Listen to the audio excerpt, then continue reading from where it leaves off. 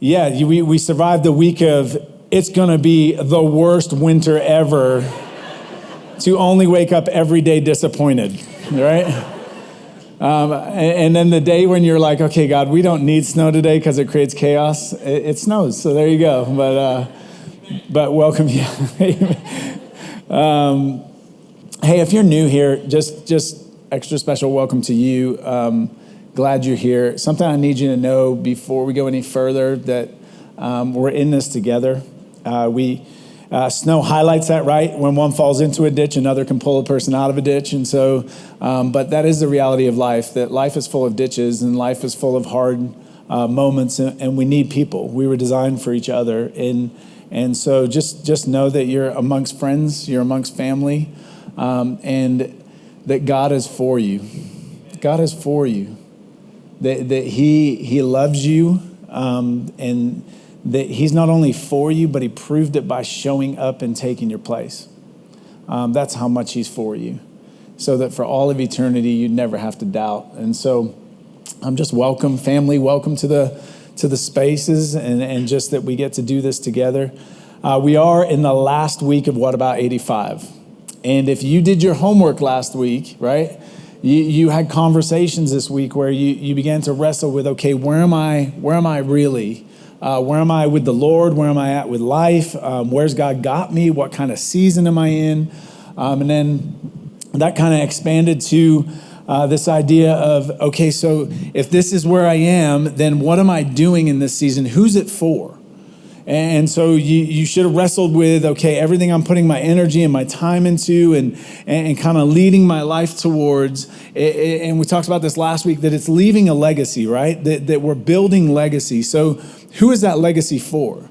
And then to make sure we're kind of on track is we've got to be honest with our own hearts. Our hearts can be prone to lie to us. And so we've got to stop and go, okay, where's my heart really? Why am I doing this really? And so if you did that this week, you began to build this legacy, this idea of looking at your life as a legacy, what you're leaving behind. And that idea of building a legacy ties into this whole thing of what about 85? That we don't want to just end up 85 years old and look back and go, man, I had no clue how I got here. I didn't intend any of this. There was no intentionality, and live a life full of regrets, wishing we would have done something different. But the hope is that we're intentional with our lives. We're intentional with the moments we're given. And so we build this life where we're not aiming for 65 that our culture says we should aim for. We're aiming for, God, we want this full life. And we've been looking at the life of Caleb over the last 4 or 3 weeks. This will be the fourth, where we've just been leaning into the life of Caleb, where he makes this declaration at 85 that I'm still as strong and vigorous, and I'm ready to take on the giants. And so with this, then, this idea of building a legacy, today what we're going to talk about is it's one thing to build a legacy, but you don't want to build your legacy inside of the wrong story.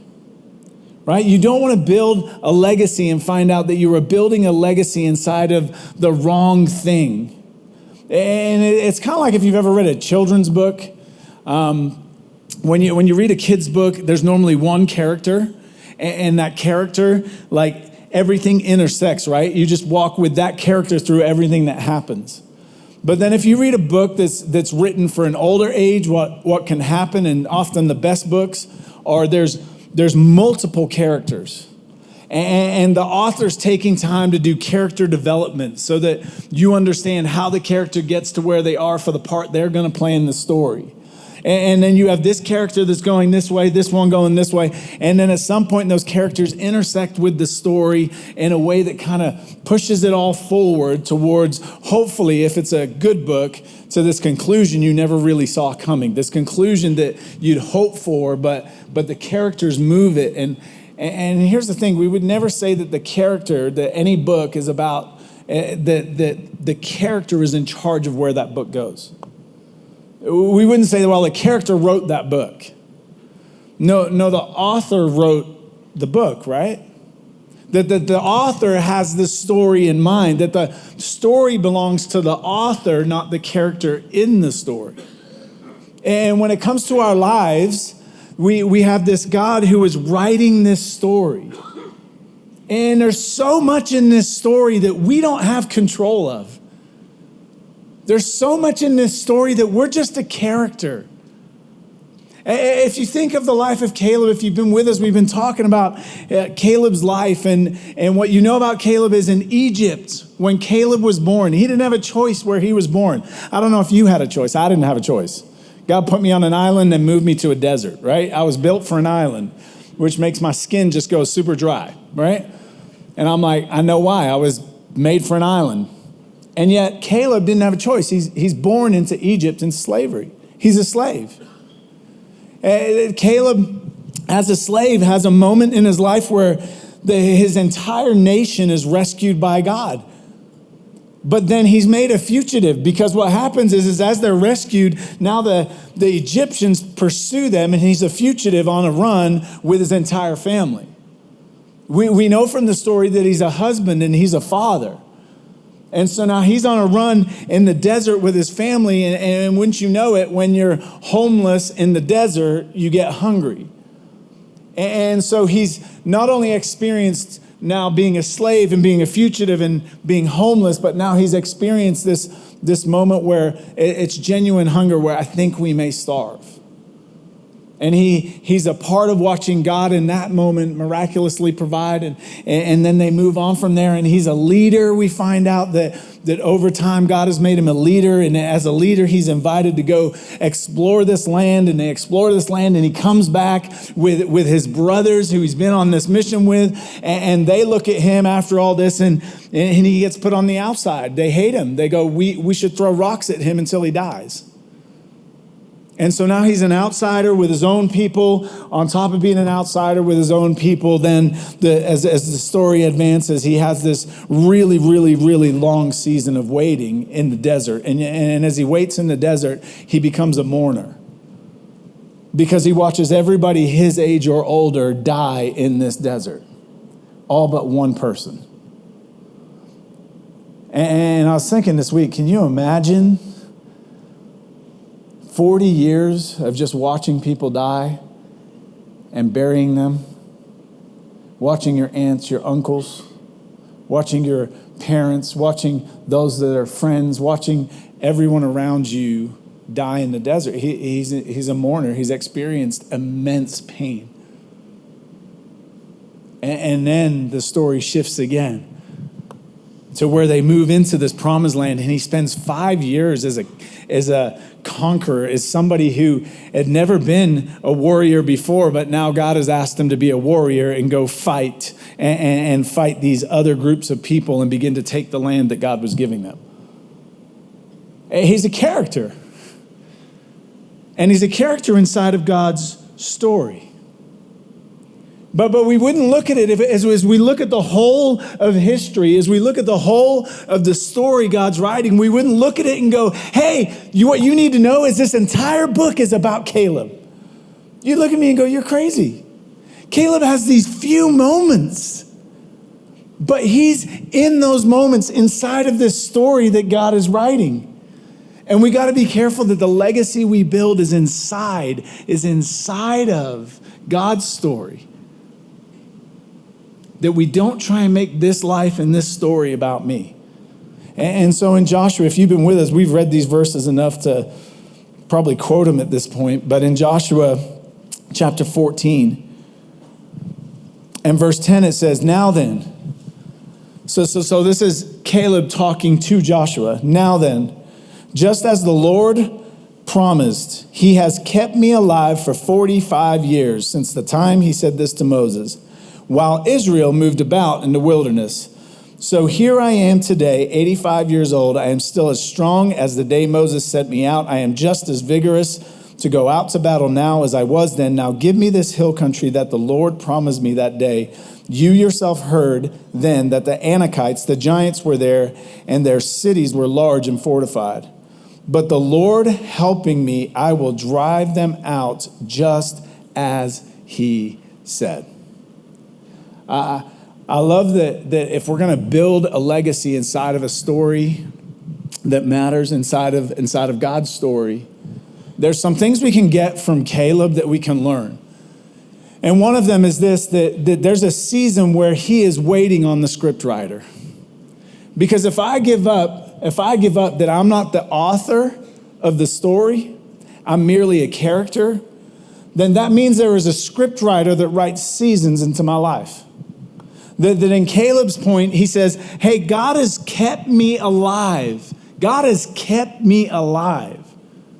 Well, what he's saying is there's a season of my life that I've been in where God has kept me alive. Why? Because he's writing this story, and so he's kept me alive because there's a purpose here. But you need to know, for 40 years, Caleb waits. For 40 years, he waits in the wilderness watching people die. He waits on the writer of the script. He waits on the author. It's not Caleb's decision when the story moves forward. That's God's.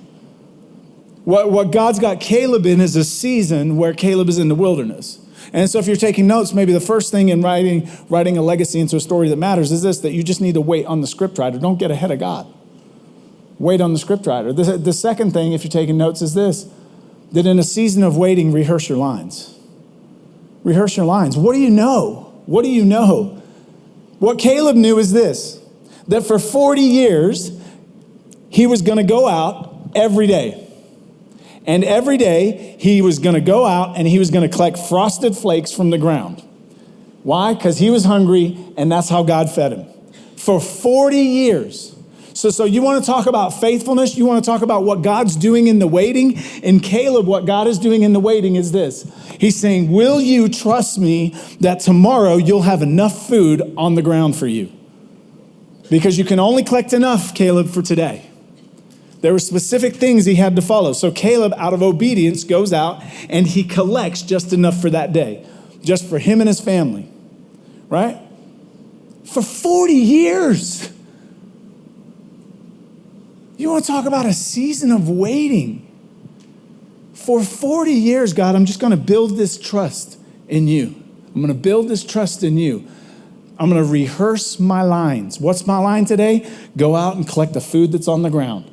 What's my line today, God? Well, God in those days, he appeared in a cloud. And when the cloud moved, the people moved. And they followed the cloud. That's how God had it set up. So for 40 years, what's rehearsing his lines look like? Well, the cloud's moving today. Hey, family, we need to get our tent. We need to pack everything up. I don't know about you. I hate moving, right? Moving is the worst. If you like moving, you should go see a counselor. Just saying, right? But this idea of moving, right? That he had no choice when they moved. His job was to follow God. His job was to use his freedom of choice to follow God. And so in this moment, God moves.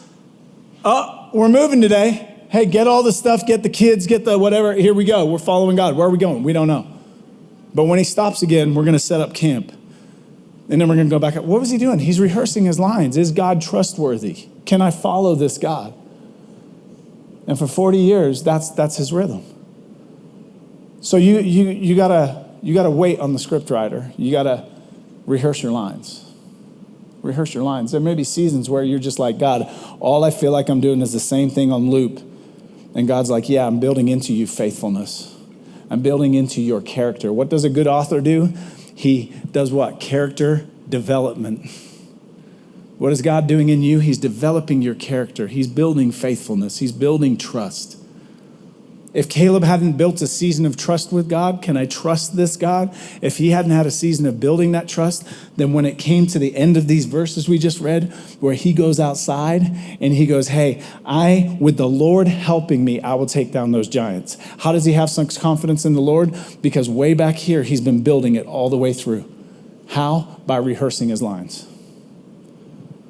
There ain't nothing sexy, by the way, about being in the wilderness and being faithful. That is not a lifestyle I am signing up for, right? I don't think there's anybody in the room that goes, oh, sign me up. The wilderness, 40 years, burying everybody I love, let's do it. And yet God uses that time. God uses that time to build into Caleb what he needed. The next thing I love about Caleb is that, in this idea of story, is he knows he's not the main character. And in fact, he knows he's not even the leader. Now think about this, right? So 12 people go out. They all come back. 10 of them go, we can't do this. 2 of them go, we can. Joshua and Caleb. Now, God tells you only 2 people, Joshua and Caleb, will make it to the promised land. Okay, that means one of the 2 is becoming the leader and the other one is not. Now, let's just not sanitize the Bible. Human nature is human nature. What would be natural for Caleb is to compete for what? The leadership that Joshua was given. But what we discover in Caleb is he's honoring his position in the story that God's given him. And this is the next part. If you're taking notes, you just need to know your part in the story. You need to know your part. And what I love is that last week we were talking about this idea that Caleb was content. He was fulfilled to walk behind God. He was content to follow God, to not get out in front of God. And that meant that he was content to let Joshua lead and know his place in the story, that he was not the leader of the nation. He was a support to Joshua. It reminds me in John chapter 3. John chapter 3, there's a moment where John the Baptist, right? The chapter before, John the Baptist he's down at the river and Jesus comes along. And when Jesus comes along, he goes, hey, there's the Lamb of God who takes away the sins of the world, which means he's declaring to everybody there. John is saying, this is the Messiah. This is the one we've waited for. He's here. His name is Jesus. And he's pumped, right? And then Jesus comes to him and goes, you're going to baptize me. Which John's like, I shouldn't be. You should be baptizing me. And he baptizes Jesus. Now what's crazy with this is just a chapter later, John's boys, right? John's followers, they come to him, they go, hey, we got a problem. What's the problem? Well, you know that guy that you declared last chapter, a couple of days ago, you declared who he was? Hey, he's stealing all of your followers. Everybody's leaving us and joining him. John, you got to do something about this. Listen to what John says. Verse 27, to this, John replied, a person can receive only what is given to them from heaven. You yourselves can testify that I said, I am not the Messiah, but am sent ahead of him. The bride belongs to the bridegroom. The friend who attends the bridegroom waits and listens for him and is full of joy when he hears the bridegroom's voice.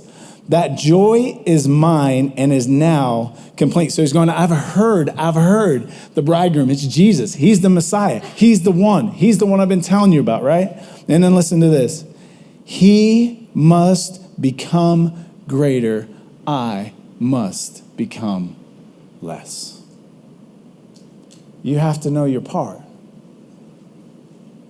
It can be real easy in conversations about legacy that I make it all about me. Oh, I'm going to leave this legacy, and it's going to be... You're not the main character. And I hate to be a spoiler. You're not the main character in the story. Jesus is. And the posture of John, all the pressure on him to be the man, all the pressure on him to rally his people, to keep his followers. And what does he do? He goes, no. Let him go. Because it was never about me. It was always about him. And when we talk about building a legacy and we talk about 85 and we talk about leaving this life that matters, can I encourage you that your legacy has to be about Jesus more than it is about you? That if you don't learn your part in the story, you're always going to be in a battle to try and take something that's not yours. Y'all look real happy I'm telling you this, by the way. You're like, some of you want to hurt me right now. But the reality is that it's his story. He's the author. That when you read this book from cover to cover, it's telling you about one person. It's telling you about Jesus. It's telling you about this God who is 3 in 1. This God who is both creator. This God that has written the end of this story already. And your years, your tiny years, fit inside of that. Don't miss Don't miss it, because everything in our culture points towards you as you are the big deal. You're not the big deal. Jesus is. And to save you a ton of heartache, the sooner we learn that, the better our lives will be. The more content we will be to follow. The more content we will be to give up. I don't have to write a great story. I have to trust the story writer. And I can release. All I have to do is follow. All I have to do is surrender. All I have to do is take this freedom that I have of choice and go, God, what do you want me to do? Because I know my part. I'm not the author. You are. And I love back in Joshua, because in 14 we've been building, right? I can take those giants. I'll go take those giants. The last parts of your legacy inside of the right story is this. In chapter 15, verse 13, it says, in accordance with the Lord's command to him, Joshua gave Caleb, son of Jephunneh, a portion in Judah, Kiriath Arba, that is Hebron. Arba was the forefather of Anak. He was the giant of all giants. From Hebron, Caleb drove out 3 Anakites, Shishai, Iman, and Talmai, the sons of Anak. From there he marched against the people living in Debir, formerly called Kiriath Sefer. Well, what I want you to get is this. When it was time, after 40 years in the wilderness, after 5 years of skirmishes and taking cities, it finally gets to the point where he's been waiting for, when God goes, go take the land I've given you. Go take the promised land. Go step into what I've called you to. The last part, if you're taking notes, is this, that you got to step into your scene. Step into your scene that God's written for you. I love this, by the way, that it's not just by chance that those 3 Anakites are named by name. You know what's crazy? If you go back to Numbers chapter 13, verse 22, right? And you read about when the people, the 12 of them went and explored the land. Guess which 3 giants they name by name? The 3 that are right here, 45 years later, waiting for Caleb. I love that God didn't give him an easy way out.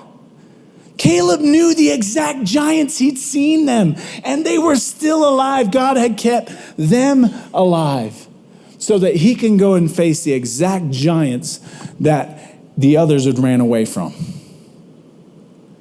I love that God's not going to give us the easy way out, but by faith, he's going to make us step into what he's called us to. What he's called you to and what he's called me to are 2 different things.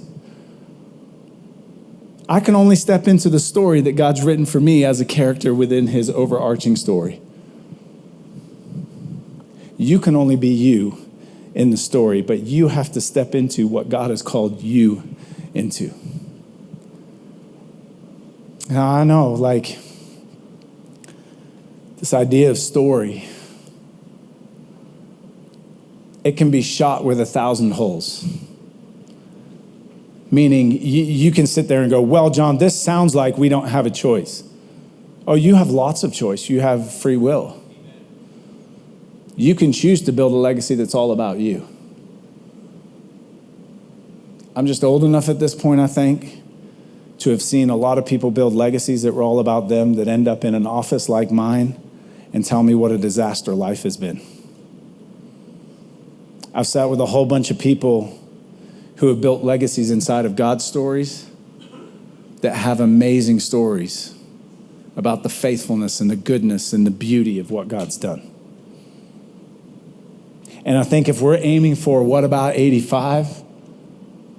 Y'all, if we're going to be a church that at 85 is still slaying giants, we have to be a church that today goes, I know which story I'm inside of.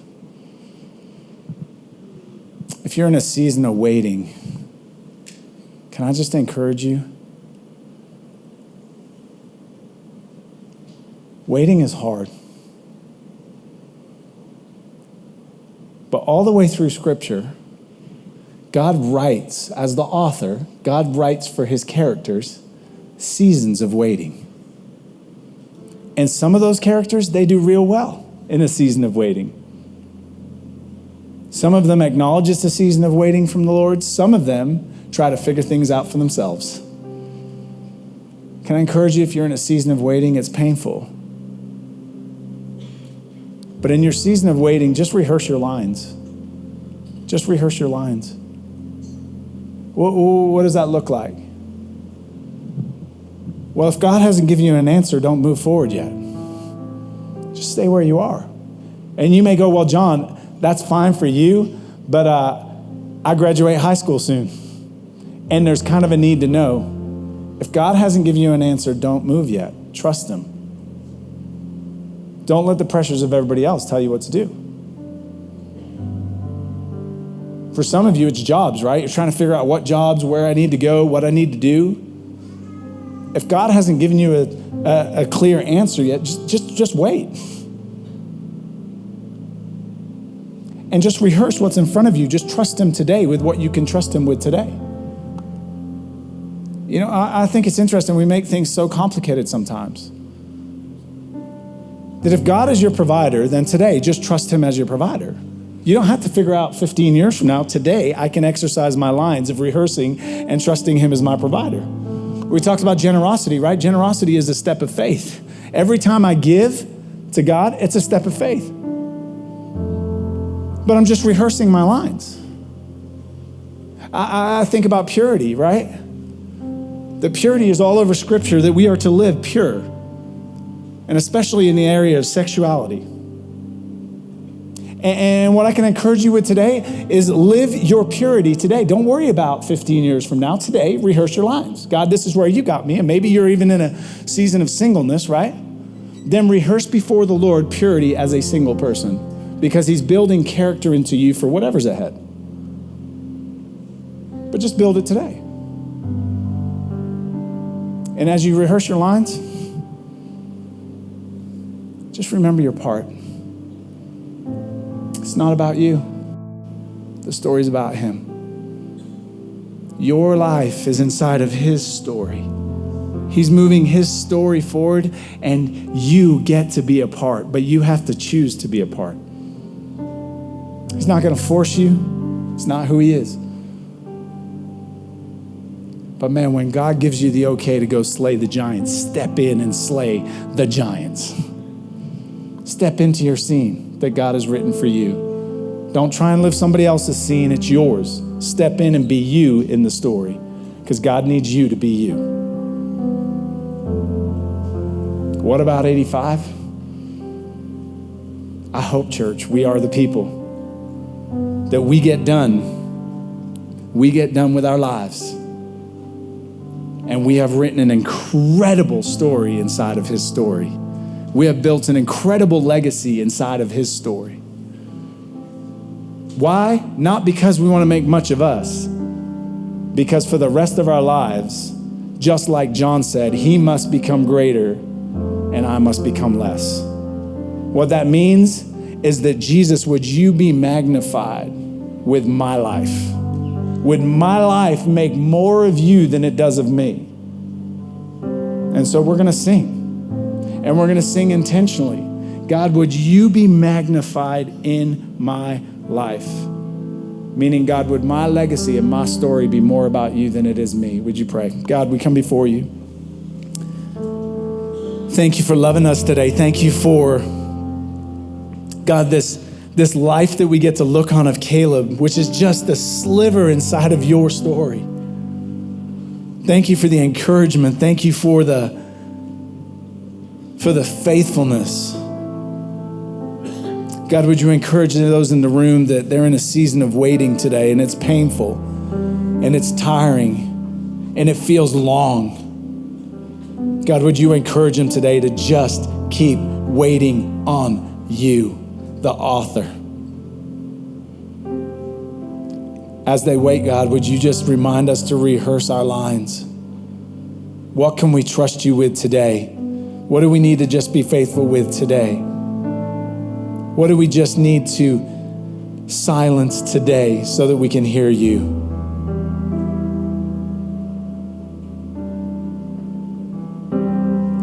God, we pray that you would give us courage to know our part and to follow you wherever you lead. God, we ultimately ask that you and you alone would be magnified with our lives because you alone are worthy. Thank you for loving us. Thank you for dying for us. Thank you that we are covered in grace and mercy today. Thank you for being the author of our story. And everybody said, amen.